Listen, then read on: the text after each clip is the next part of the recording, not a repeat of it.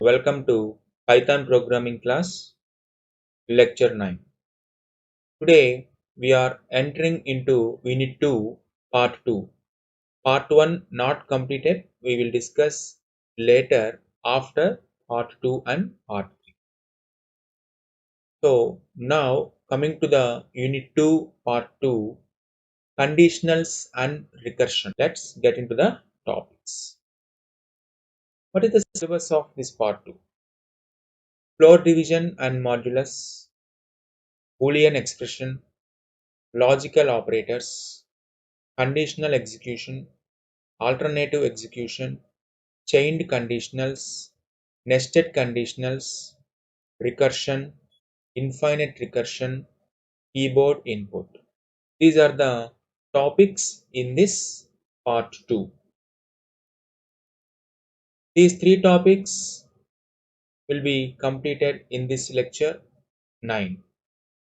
Next 4 topics are covered in lecture 10, and the remaining 3 topics will be covered in lecture 11. So let's get into the lecture 9. So in this lecture we will discuss these 3 topics: floor division and modulus, Boolean expressions and logical operators. Coming to the first one, floor division and modulus. What is meant by floor division? The digits after the decimal point are removed. So the symbol for the floor division is 2 slashes, right? Now coming to the example, 9 divided by 2. So 9 divided by 2 means, already you know the answer, 4.5. That is called division, normal division, 4.5. So in floor division, 9 floor division of 2 is, the result is 4, right? That is the difference between division and floor division, right? Next, coming to the modulus. So modulus means it returns the remainder value. Okay, so if you divide any value, it will generate the remainder value. So the symbol for the modulus is percentage symbol, right? Now coming to the example, 9 percentile 2 gives 1, because 2 fours are 8. So what is the remainder? 1. So that is 1. So that is floor division and modulus. So let's check the examples in the Jupyter notebook. Now check the examples. Floor division, 9 divided by 2. So run the program. So what is the answer here? 4.5. 9 floor division 2 gives 4. So that is the difference between division and floor division. Got it? Now modulus, 9 percentile 2 gives 1. So that is modulus. Now coming to the second one, Boolean expressions. Before going to the Boolean expressions, we need to know about some relational operators. What are the relational operators? Here A equal to B. So you are comparing two values, A value and B value, by using the operator equal to. So that is called relational operator. So like that we have different relational operators. So this is equal to. A is not equal to B, A is greater than B, A is less than B, greater than or equal to B, less than or equal to B. Like that, these are the relational operators. Now coming to the Boolean expression. What is mean by Boolean expression? So Boolean expression generates either true or false. If the statement is true, it will generate the true value. If the statement is false, it will generate the false result, right? So here take one example: A equal to 5, B equal to 5 and C equal to 6. So compare two operands, A equal to B. So A compare with B. So what is A? 5. So what is B? 5. 5 equal to 5. So what is that? True. So what it returns? True. Next one is A equal to C. What is A? 5. So here A is 5. What is C? C is 6. It returns false because 5 is not equal to 6. So let's get into the Jupyter notebook for better understanding. So before going to that, declare some variables. So capital A equal to 6, capital B equal to 5, capital C equal to 9. Run the code.